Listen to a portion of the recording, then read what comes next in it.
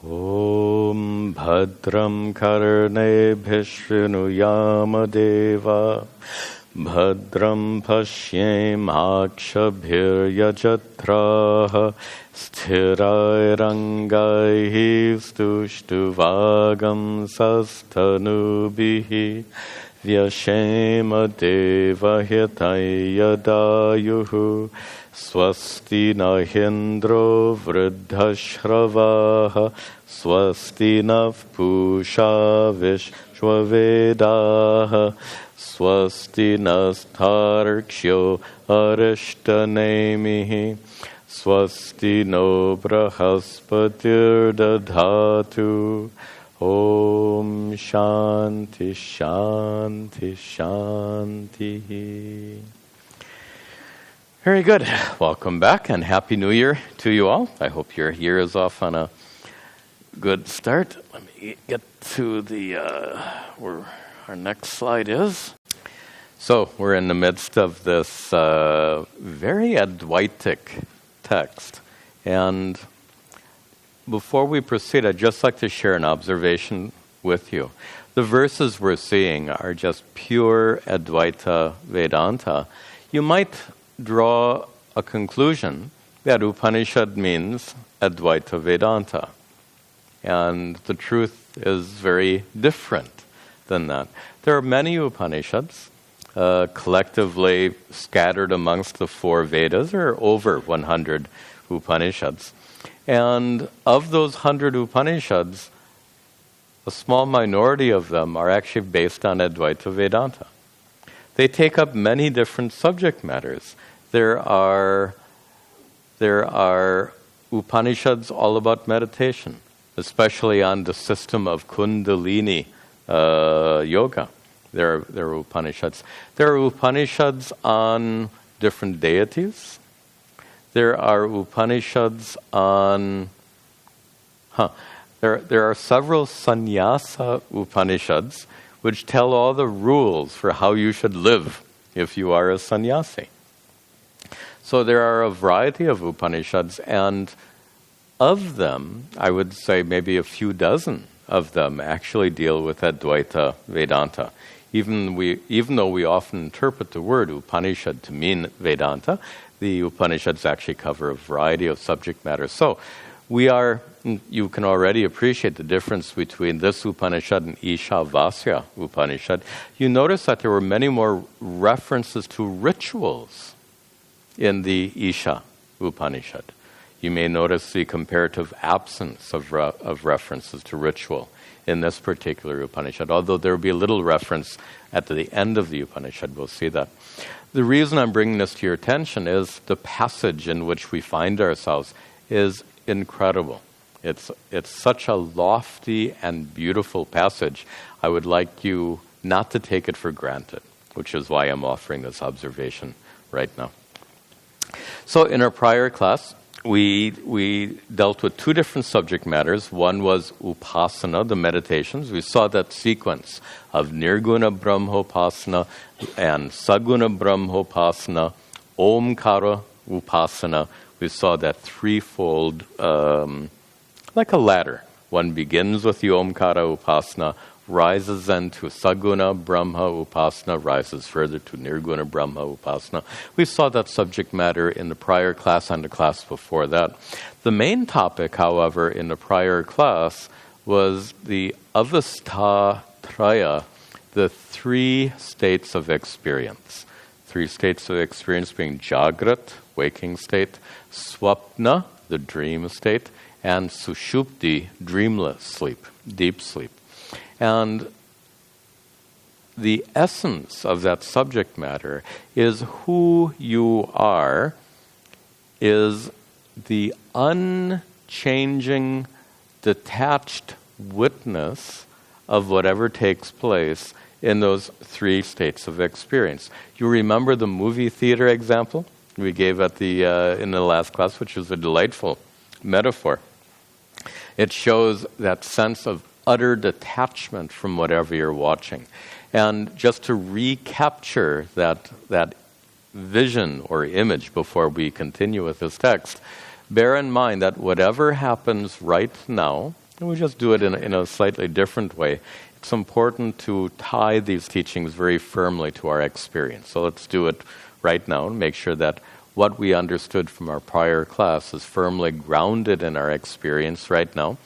Right now, you are observing what is happening in your own mind. You only think you're observing me sitting up here on the stage, but in fact, you do not see me directly at all. In fact, we didn't go through some of this in the prior class. Allow me to introduce some of the subject matter. It'll make things much more clear. You are the witness to me only indirectly. After all, your eyes have to pick up the reflected light. Your eyes convey that reflected light to your brain. It's a very complicated physiological process. And as a result of all that complex mechanism that we call eyesight, as a result, an image of me arises in your mind. The point of interest is that the Swami that you observe most directly is a Swami present in your mind. In fact, the whole world is experienced only in your mind. Think about that.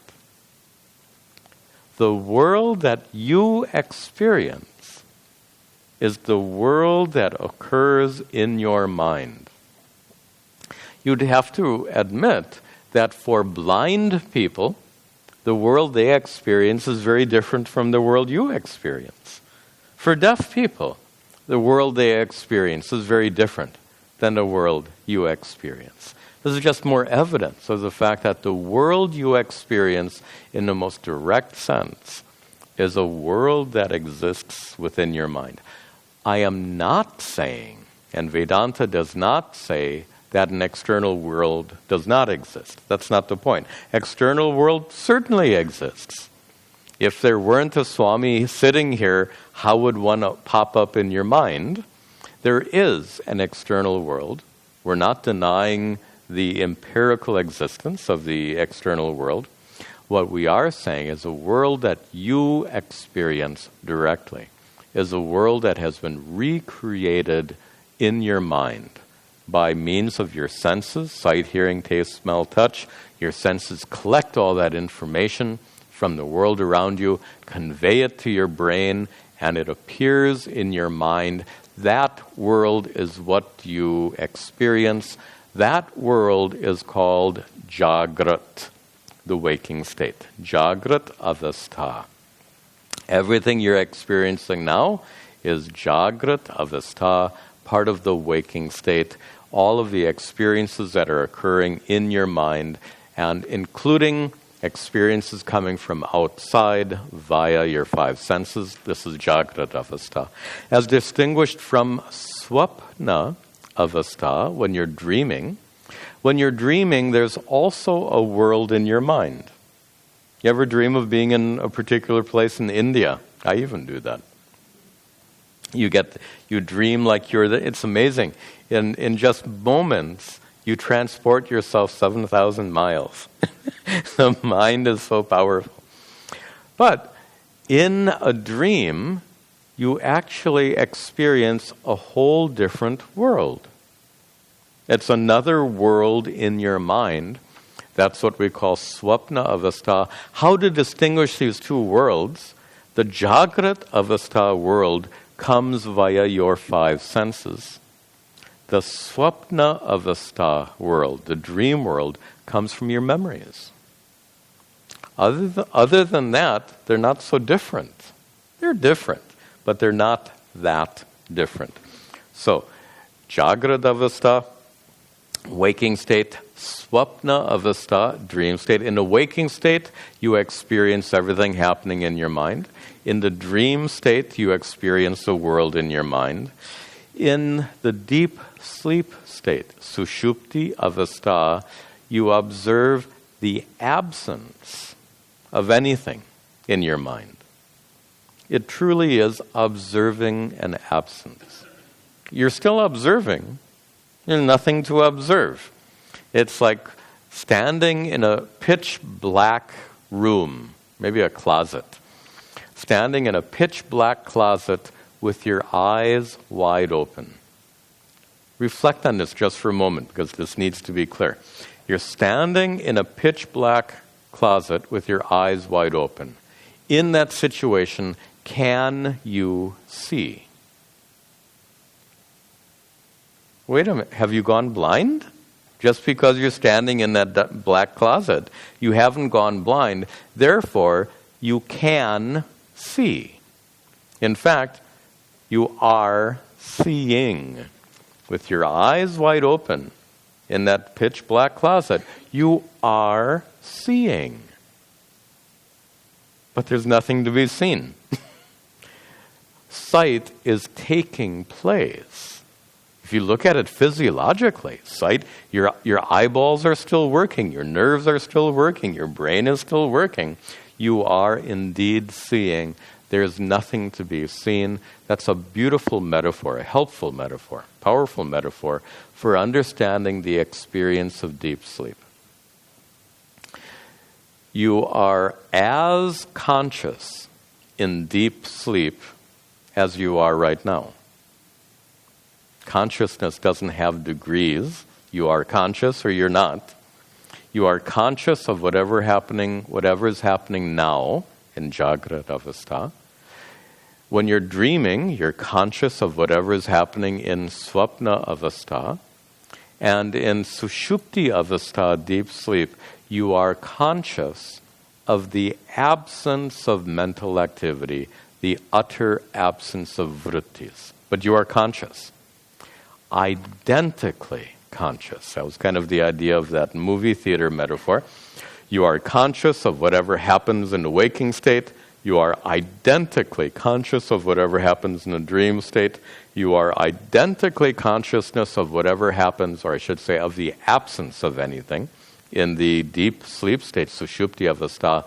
Therefore, you are Avastha Traya Sakshi. Sakshi, the witness of Avastha Traya, the witness of whatever is taking place in these three states of experience. This is one of the very important teaching methodologies called a prakriya. One of the very important prakriyas, teaching methodologies of Vedanta, is this Avastha Traya Prakriya. Notice that it establishes that you as consciousness, are not a participant in Jagrata Avastha. You are the observer. There's a big difference between being the observer and being the participant. It's like, that was the idea of the movie theater. When you're in the movie theater, you're not participating in the movie. You're not an actor in the movie. You're an observer of the movie. But you become identified with the characters. And in the same way, right now, in Jagrata Avastha, you are the observer of whatever is happening right now. But as consciousness, as Satchidananda Atma, you are not a participant. To use more Vedantic terms, you are not a karta, a doer of action, nor are you a bhokta, an enjoyer or experiencer.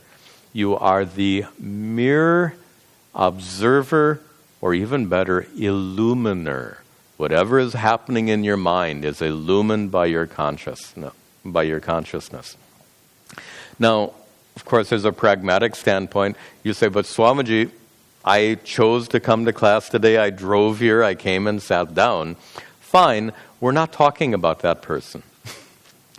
The person who came to class and sat down is not the one we're talking about. That one is not Avastha Traya Sakshi.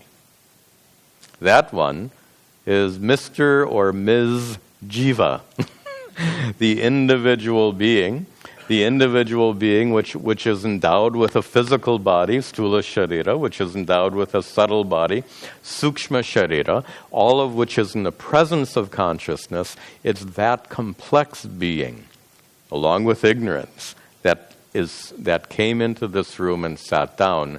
That one is not avastas traya sakshi. That one is a karma karta, a doer of actions.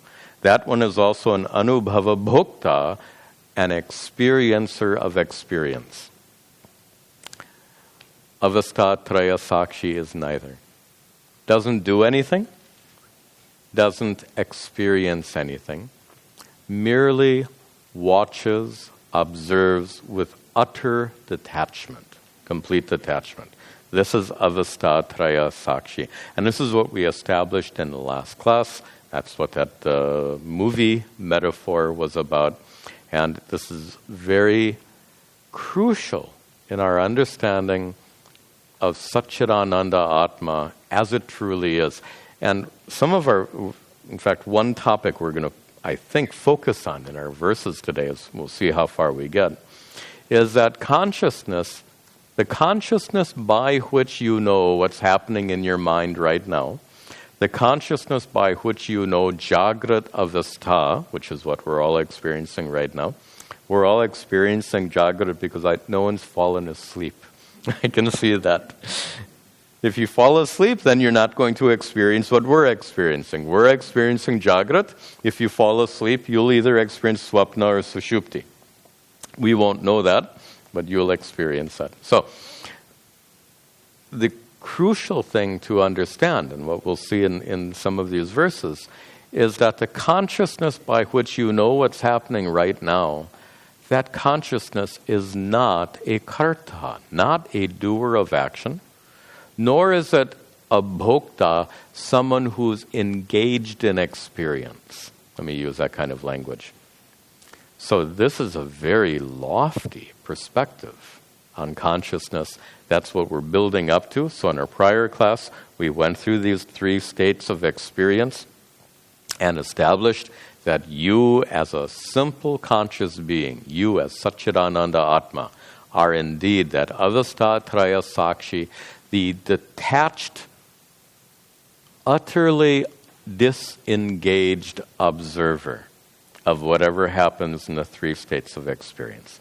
So having established that in the prior class, now we can move on to the coming verses, which pick up the thread. Repeat after me. Puratraye kridate yascha jivas. Puratraye kridati yascha jivas. Tatastu jatam sakalam vichitram. Tatastu jatam sakalam vichitram. Adharamanandamakhanda bodham. Anandamakhanda bodham. Yasmin layam yati puratrayam cha. Yasmin layam yati puratrayam cha. Puratraye kridate yaha cha jivaha. Yaha jivaha. That jiva. Now we're going to get in trouble with the word jiva, so let's just, I'll open up this commentary in just a moment. So let's just take it on the face value right now. Yaha jivaha, that jiva, which puratraye kridati. Nice expression. The jiva which kridati, plays. Plays where? Puratraye, in the 3 cities. What are the 3 cities in which you're playing? Jagrat Avastha is one of the cities. Swapna Avastha is another city. Sushupti Avastha is a 3rd city. Puratraya can also refer to the stula, sukshma, karana, shariras, but I think it works much better here to take it in the sense of these 3 avasthas, certainly as our context. So, what does it mean to say that that you, and ultimately you are that jiva, the jiva which kridati, plays in these 3 cities, in the waking state, dream state, and deep sleep state? First problem is that word jiva. And it's kind of an unusual word in this context. And generally, if something looks unusual, you can be sure that the commentator has mentioned something about it. So we found his commentary. We'll be making use of it now. So he defines jivaha as prasiddha paramatma eva, as the well-known Paramatma, Satchidananda Atma. And he says, but then you might ask, well, wait a minute, then why not call it Atma? Paramatma. Why call it Jiva at all? And he explains, because it is pranadharakaha. It is that which sustains life. Since consciousness is essential to all living things, all living beings, therefore, consciousness can be called pranadharaka, that which sustains life. So in that sense, consciousness as that which sustains life, here, Satchidananda Atma is called jiva. And that's unconventional? Absolutely. Which is why the commentator was so careful to make it clear. So jiva here, generally jiva will not have that meaning, but in this context, it most certainly does. So jiva then means consciousness, Satchidananda Atma. Now we can try to make sense out of it. Satchidananda Atma plays in the three avasthas, in the three states of experience. Wait a minute. Swamiji just said Atma is not a karta, is not a doer of action, nor is it engaged in any kind of experience. Then how can Atma play in these three states of experience? When we go right back to our dream metaphor, our theater metaphor. When you're sitting in that movie theater and you're watching something going on there, what happens? You project yourself into the plot.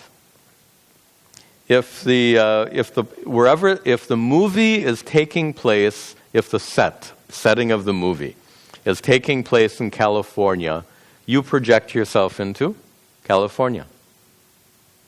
If there are a number of characters in the movie, you get identified with those characters to the extent that you find yourself to be a participant.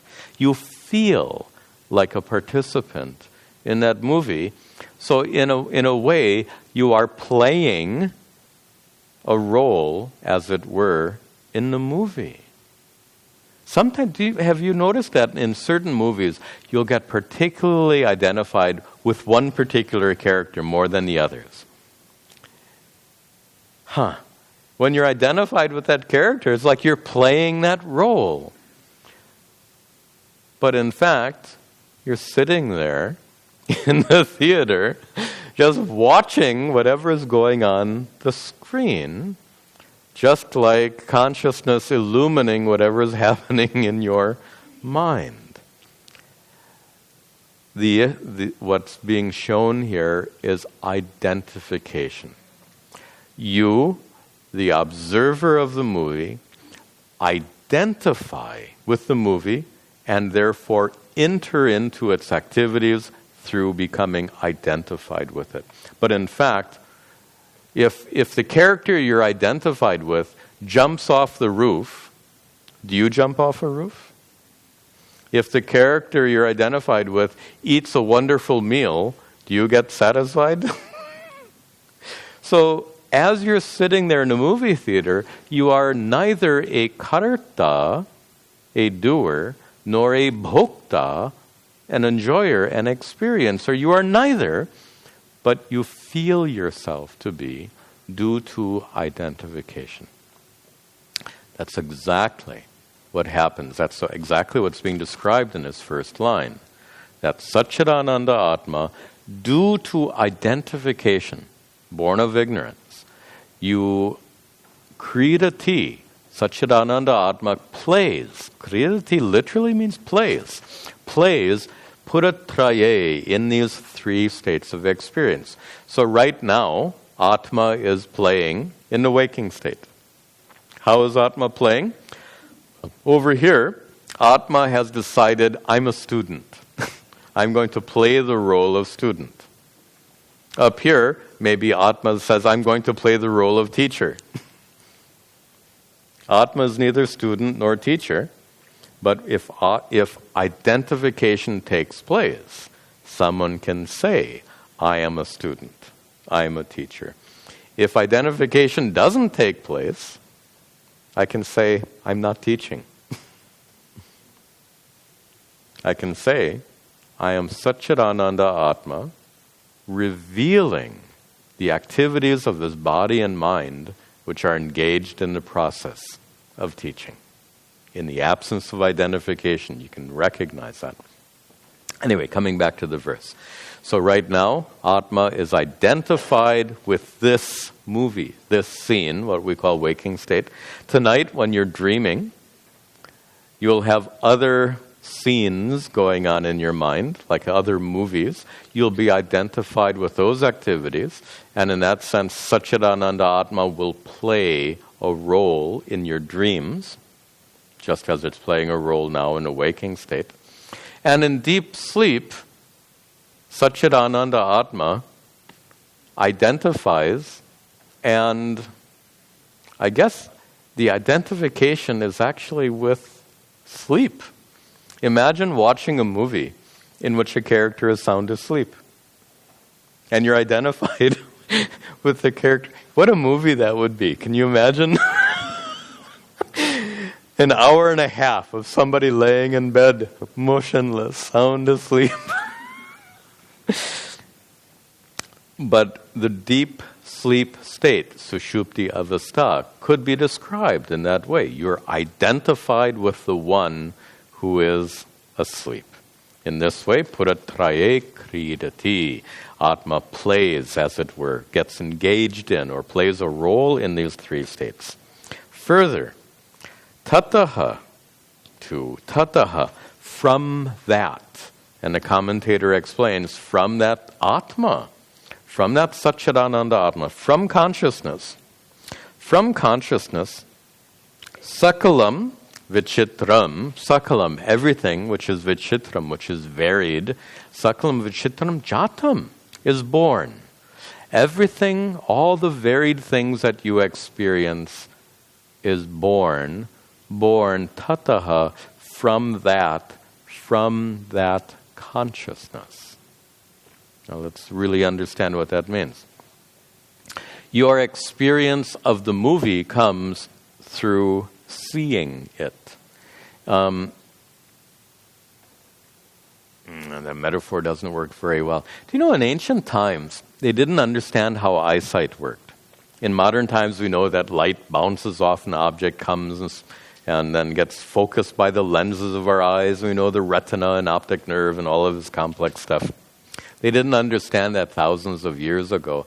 They actually thought, and a very kind of a clever way of putting it, they thought that the eyes are like a flashlight that illumine something, that the eyes actually shine or throw out a beam of sight, which then collects images.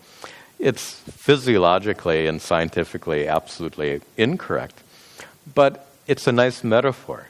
In the movie theater, your eyes are illumining, as it were, whatever is happening on the screen. Your eyes are taking that all in. I think that's not that. This might not be so helpful. In that sense, if you're not looking at the movie, you're not going to identify with anything. You're not going to be engaged in the movie. You're not going to experience the movie. So there's no, this first line, puratraye kridati, there's no playing of a role. There's no identification with a role if your eyes are closed. Only when your eyes are open does that identification take place. Now here, tataha, from that consciousness, the consciousness which is your true nature, Satchidananda Atma, from that consciousness, sakalam vichitram, all the varied experiences you have, jatam, arise from that consciousness. The metaphor I just gave is not terribly helpful. Let me approach it differently. We said earlier that everything you experience occurs in your mind, and specifically occurs in the form of vrittis, thoughts. Okay? Tell me, what is a vritti? we saw this, actually we saw it in last year's course. I don't know that we've talked about it in our prior Upanishad or this Upanishad. I'm not sure that we want to get in, well, maybe we need to do it a little bit. What is a vritti? What is a thought? Well, there are several ways of approaching it, two major ways of approaching this topic. What's important in our prior context is a thought is consciousness with a form.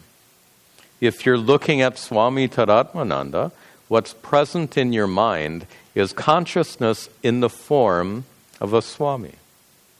If you're reading your text, what's present in your mind is consciousness in the form of this text. Whatever occurs in your mind,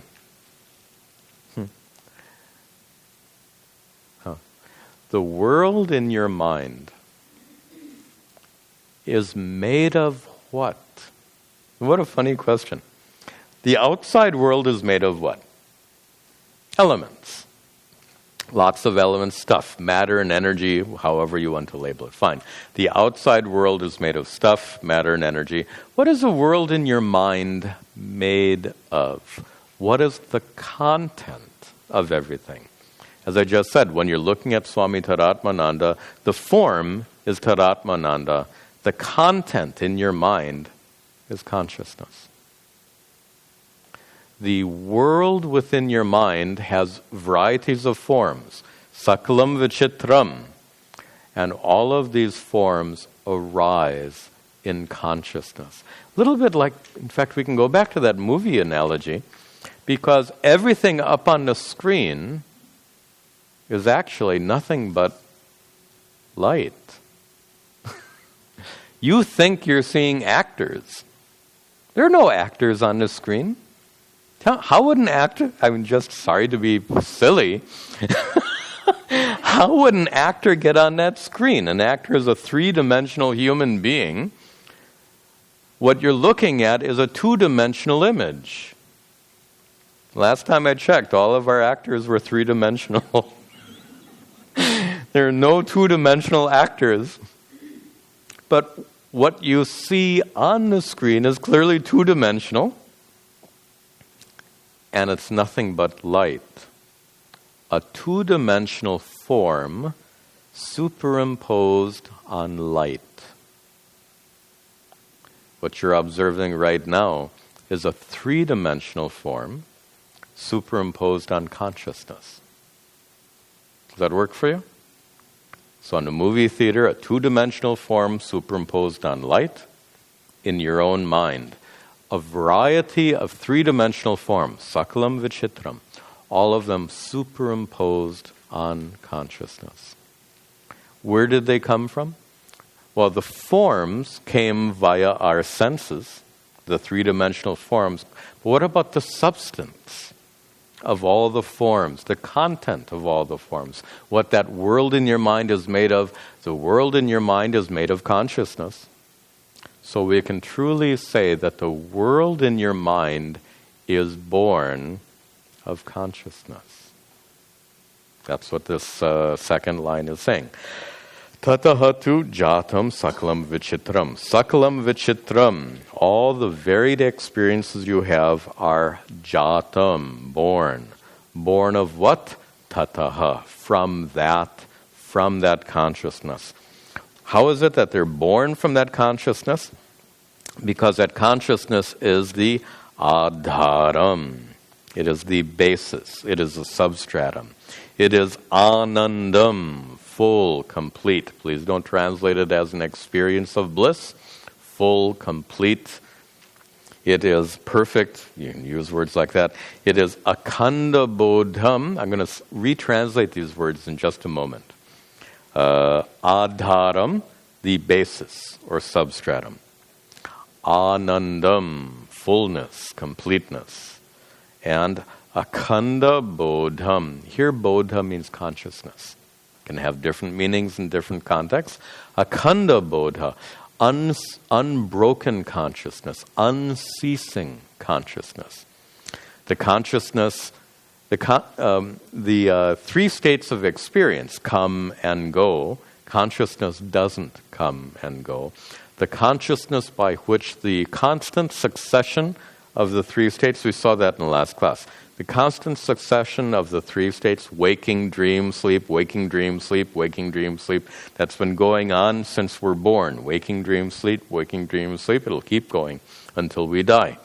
That constant succession of the three states of experience is known to an unbroken consciousness, an unceasing consciousness, akhanda bodha. Now, can we retranslate these terms? It's interesting, three terms, adharam, anandam, and akhanda bodham. Guess what? Adharam, the basis, the substratum. Guess what the word sat means in Satchidananda? Sat, adharam, that because of which it exists. That's the existence. The very existence of consciousness is sat. Here the word adharam is used. How about chit, consciousness? Akhanda bodham. That's exactly what consciousness is. It is a bodha, a consciousness which is akhanda, unceasing, unbroken, uninterrupted. And ananda, well, there's the actual word. So the third line here is actually a synonym for sat, chit, ananda. So from that sat, chit, ananda, the three states of experience are born. Whatever the world within your mind in the waking state is born of consciousness. The world within your mind in the dream state, your dream world, is also born from consciousness. In deep sleep, nothing occurs, so you can't really say anything is born in deep sleep. It's really observation of an absence. So there's nothing is jatam, nothing is born in deep sleep. So in a waking state and dream state, everything that occurs, sakalam vichitram, all of that is jatam. It is born. It is born from a consciousness which is adharam, which is the sat, which is the basis for the existence of all experiences. It is born from that which is akhanda bodham, that unceasing consciousness, born from that which is anandam, full and complete. Not only is a world in your mind born of that consciousness, but also yasmin, in that consciousness, puratrayam, the three states of experience, layam yati, undergo dissolution. They resolve into that consciousness. The three states of experience are born of consciousness. The three states of experience return to that consciousness. When you wake up from a dream, suppose you're dreaming about some person. When you wake up from a dream, what happens to that person? Where did they go? They were born of your consciousness. They return to your consciousness. Right now, you're observing all this in the waking state. When you dream tonight, where will this world go? This world, Jagrat world, is born of your consciousness. It will return to your consciousness. Even in some sense, even the deep sleep state can be said to be born of consciousness and return to consciousness in this sense. When you take birth, at that point, when you are born, you could say that deep sleep is born of your consciousness. When you die, we could say that deep sleep returns to your consciousness. And it's in a very limited sense, because you can't really say deep sleep gets born, because it's really an absence. But in this sense, you can't have deep sleep if you're not alive. No one who's not alive can have deep sleep. So therefore, we could say when you are born, or maybe the moment of conception, then deep sleep, the swapna, sushupti avastha, arises from consciousness, and at the moment of death, we can say that sushupti avastha, deep sleep, returns to consciousness. So this is, remember my introduction, I said these are extraordinary verses, pure Advaita Vedanta, and expressed in a very profound and beautiful way in this Kaivalya Upanishad. Let's see the next verse.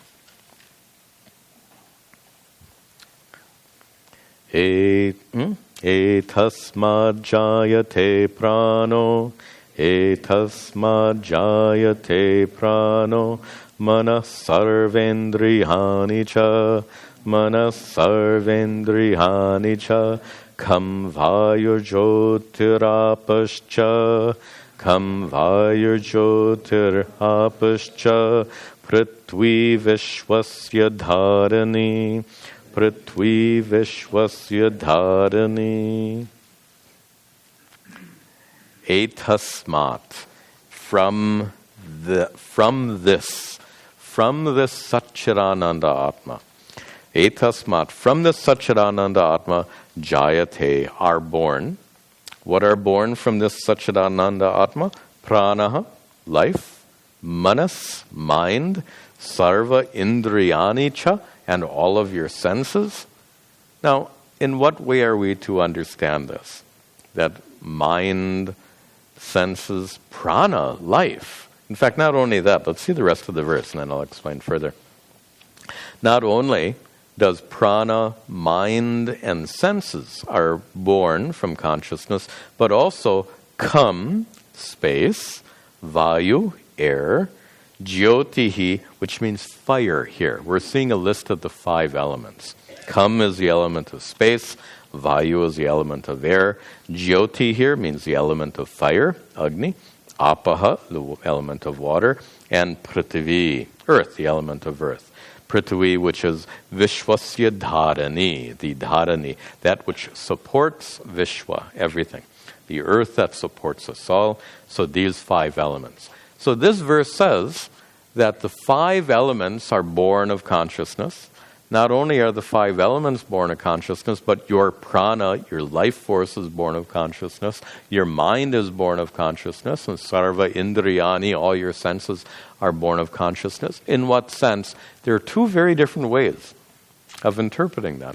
One we just saw, which is to say that the elements that you experience right now are elements here. There's an American expression about having rocks in your head.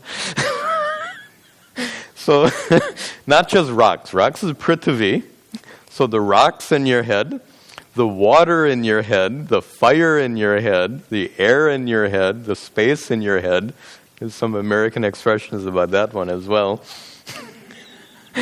So all of these elements in your head are all born of consciousness, exactly as we saw in a prior verse, and including your experience of your own prana, your own life is present in your mind, and obviously your experience of your manas, your mind and your senses. So from one perspective, all of these belong to the world in your mind, and belonging to the world in your mind, they are all born of consciousness. That's one way of interpreting this verse. Is a second way. The Atma we're talking about, the Satchidananda Atma, which is the Adharam, the basis for everything, which is Akhanda Bodham, uninterrupted consciousness, that Atma happens to be Brahman, that because of which everything exists. The Brahman because of which real rocks exist. Not the rocks in our head, but the outside rocks. Brahman is a reality because of which the external prithvi exists. The reality because of which external apaha, water, exists. External agni, fire. External vayu, air. External space. That because of which external elements exist is Brahman. But that Brahman happens to be the same Atma we're talking about. This is what's revealed in the Mahavakya. So in that sense, the prana, the life that makes our bodies live, the manas, the minds that we experience, sarva indriyani, all of our senses, and all the 5 elements, all that exists in the world, all exists because of Brahman. It all is etasmat jayate. It's all born from that Brahman. And it happens that that Brahman that we're talking about and Satchidananda Atma, which we're also talking about, are not two different entities. It's one and the same reality. In fact, that's exactly what we see in the very next verse. Let's just see that right now.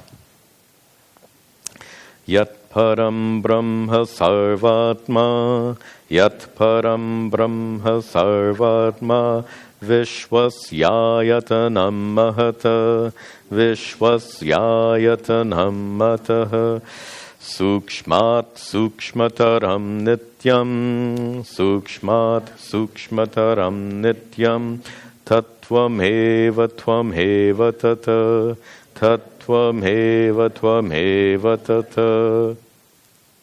Tat param brahma sarvatma. Sarvatma, the Atma of all. What Atma are we talking about? Are we talking about your Atma or my Atma? Are we talking about your consciousness or my consciousness? How to differentiate? How to differentiate your consciousness from my consciousness? Your consciousness reveals whatever is happening in Jagrata Avastha. My consciousness reveals whatever is happening in Jagrata Avastha. But you're saying, but Swamiji, my Jagrata Avastha is different from yours. Absolutely true. What I'm experiencing right now is different from what you're experiencing. That's absolutely true. But what we're talking about, though, is just consciousness, illumination, shining. Can we do this? This is an Upanishad class, so we have to take the freedom here to do things a little bit formally. Formal means we have to draw a little bit on some rules of logic. One of the rules of logic is in order to distinguish one thing from another, you have to have different characteristics. So what we're going to investigate is, how would you differentiate your consciousness from mine? This is a task. So if you're going to differentiate one thing from another, you do so based on their qualities, their characteristics. Visheshana is a Sanskrit term. So how to differentiate this paper from this paper? This is paper. This book is also paper. But they're easily differentiated because they're different color, different size, different weight. So based on the color of the paper, which is a characteristic, based on the size, the shape, the weight, based on these characteristics, we can distinguish this paper from that paper. So now what we want to do is differentiate your consciousness from my consciousness. And we're going to do so by comparing the characteristics. So, how to compare your consciousness to my consciousness? Let's find out, what are the characteristics of your consciousness? Your consciousness is Satchidananda. My consciousness is Satchidananda. Your consciousness is it taller than mine? Is it heavier than mine? Is it wider than mine? Is it brighter than mine? Is it more colorful than mine? You see where I'm going with this? When we really understand consciousness properly, there are no characteristics whatsoever. You can tell apples and oranges apart very simply because of their qualities, their characteristics. But when we understand consciousness purely as Satchidananda, then what characteristics are there to differentiate one Satchidananda Atma from another Satchidananda Atma? Therefore, there's no your consciousness and my consciousness. There's only consciousness. Sarvatma, the consciousness of all, the Atma of all. The consciousness behind your thoughts, the consciousness behind my thoughts is one and the same consciousness. Of course, being boundaryless, being limitless, all-pervasive. How can there be more than one consciousness? There can only be that one consciousness called here Sarvatma, the Atma of all, the Satchidananda Atma of all. Well, that Sarvatma is Yat Param Brahma. That consciousness is Parabrahma. This first line is a Mahavakya. Any statement that reveals the identity of Atma and Brahman is a Mahavakya. And it stands to reason. You've probably heard me comment on this before. We think of this Mahavakya as the ultimate teaching of Vedanta. On the other hand, the principle is so simple. The reality because of which you exist, Satchidananda Atma, the reality because of which everything else exists, Satyam Jnanam Anantam Brahma. How can the reality because of which you exist, how could it possibly be different from the reality because of which everything else exists? That is a most illogical, ridiculous position.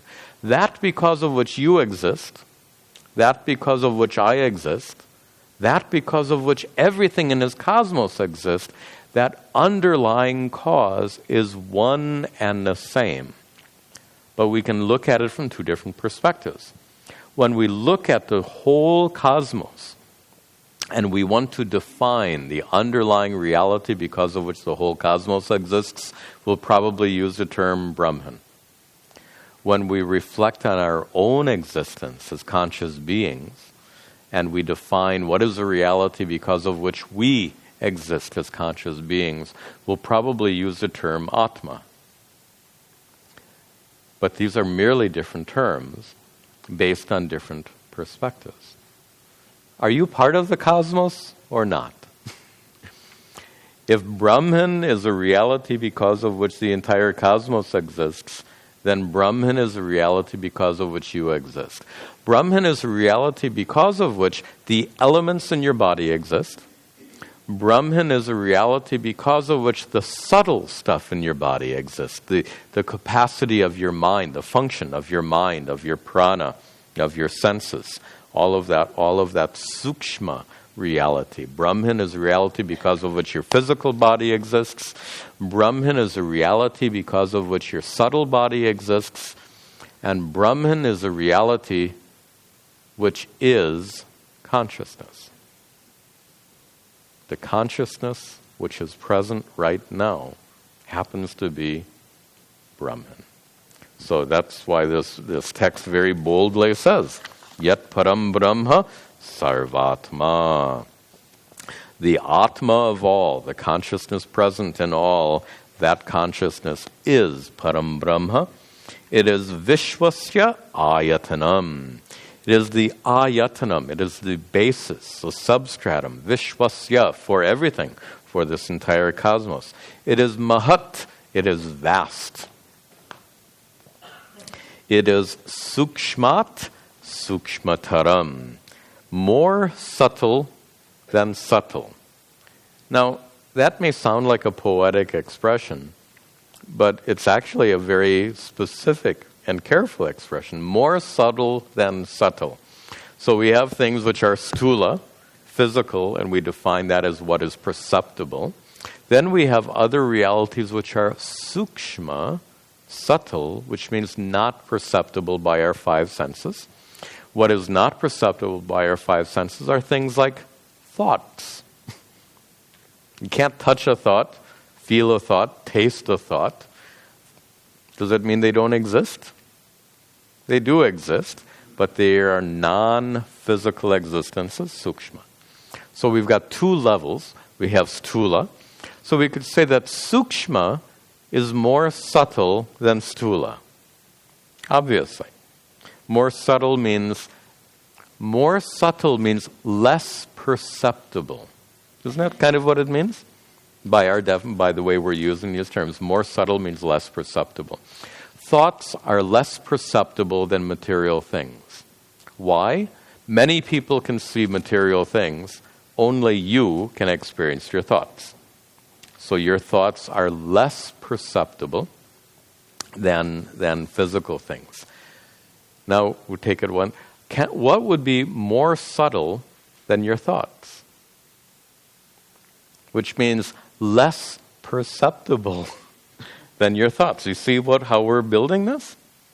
So thoughts are less perceptible than physical things.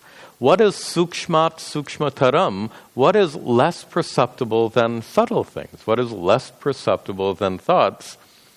Consciousness is not perceptible. Consciousness is a perceiver. The perceiver can never be perceived. Therefore, consciousness is not perceptible at all. Therefore, more subtle than subtle, less perceptible than the subtle. So sukshmat sukshmataram is not a poetic expression. It can be a poetic expression. It sounds poetic, but it actually has a very specific meaning here. That which is imperceptible, consciousness. It is nityam. And as I've commented before, nityam does not mean a long time. It means that which doesn't exist in time at all. That may sound a little abstract. Let me give an example.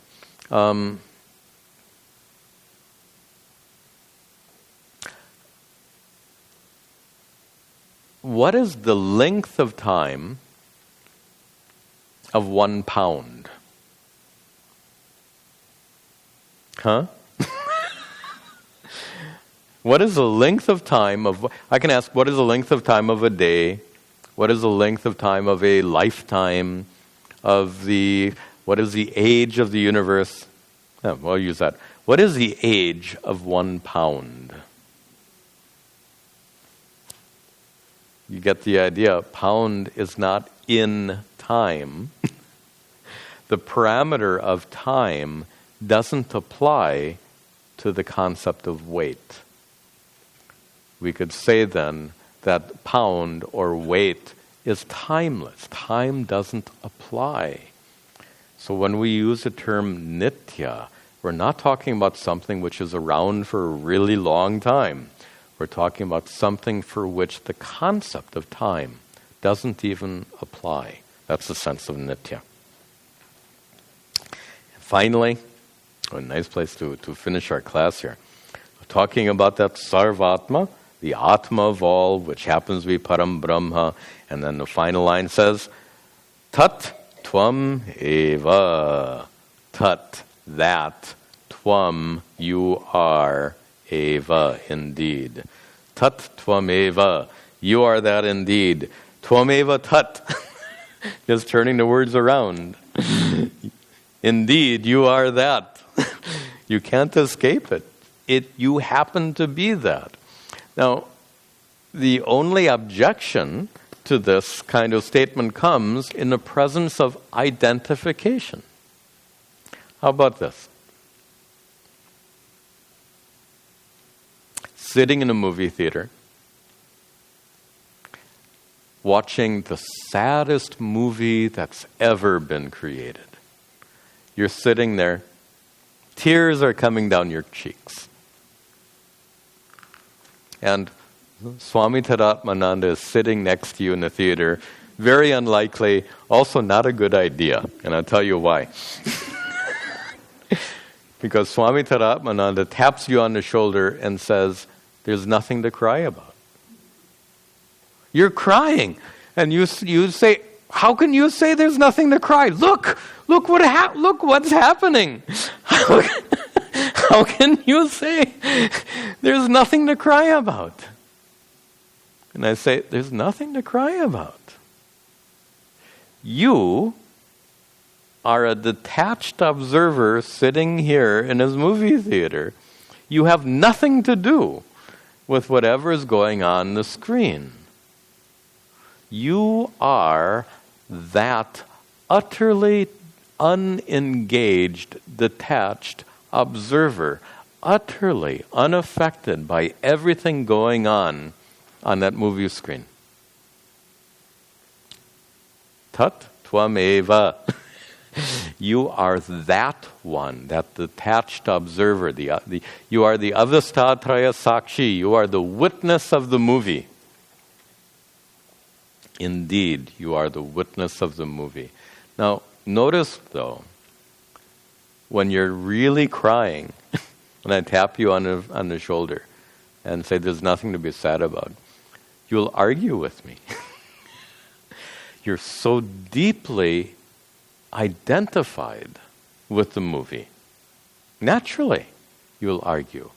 In the same way, when Vedanta says, hey, you are not a karma karta, you are not an agent of activity, you are not a bhokta, you are not engaged in experience.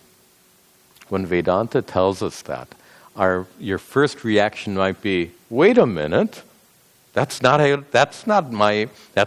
what I get. That's not my experience. It doesn't seem intuitively true. I seem to be the agent of action. I seem to be the one engaged in experience. How can you say tattvameva? How can you say I am that pure consciousness, utterly unaffected by whatever is happening? Well, same thing as in the movie theater. When you're crying and I say, hey, you are utterly unaffected by whatever is happening on that movie screen, and tears continue to run down your cheeks. This is the problem of identification. When we address that problem of identification, then these truths become your personal truth. It starts off as being an idea or a concept, but when you're finally able to dismiss this identification, then these truths become your truth. Tat tvameva, you are that. Tvameva tat, you are that indeed. It becomes a personal truth, not just an abstract teaching or an idea or a concept. This comes with removal of identification. Good. So earlier there was a question about moksha, which comes in the next verse. So we'll have to wait till next week, and we will see that in the next class. Very good. We'll conclude with our prayers. Om Sarve Bhavantu Sukhinaha Sarve Santu Niramayaha Sarve Bhadrani Pashyantu Ma Kaschid Dukkha Bhag Bhavet Asato Ma Satgamaya Tamaso Ma Jyotirgamaya Mrityorma Amritangamaya. Om Shanti Shanti Shanti. Om Tat Sat.